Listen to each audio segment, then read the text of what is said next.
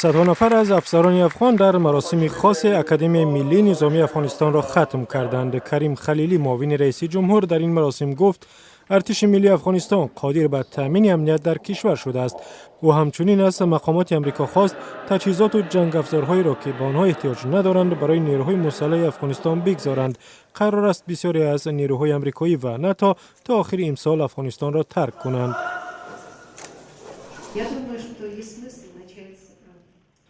در مسکو گروهی از چهره‌های شناخته فرهنگی با برگزاری کنگره روشنفکران علیه جنگ حرکت روسیه به سمت انزوا و احیای خودکامگی در این کشور اعتراض کردند.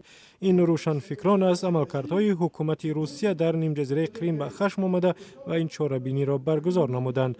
در بین روشنفکران ناراضی ادیبان و هنرپیشگان، سیاستمداران و حامیان حقوق روسیه هستند.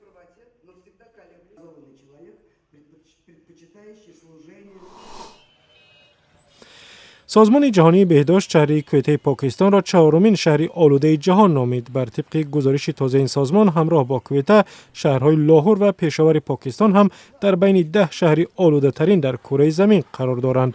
مدیریت نادرست، جمعیت زیاد و شبکه‌های فرسوده فاضلاب و سری وقت پاکیزه نکردن پرتوگاه‌ها از سبب‌های اصلی آلوده شدن کویته بوده است.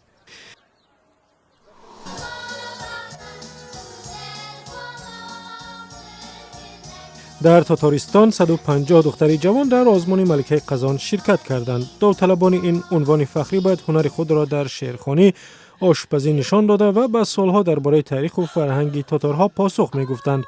داوطلبان همچنین رقص‌های تاتاری، باشقردی و آذری اجرا کردند. چولپان فاتحه و یک دانشجوی تاتار عنوان ملکه تاتارستان را صاحب شد.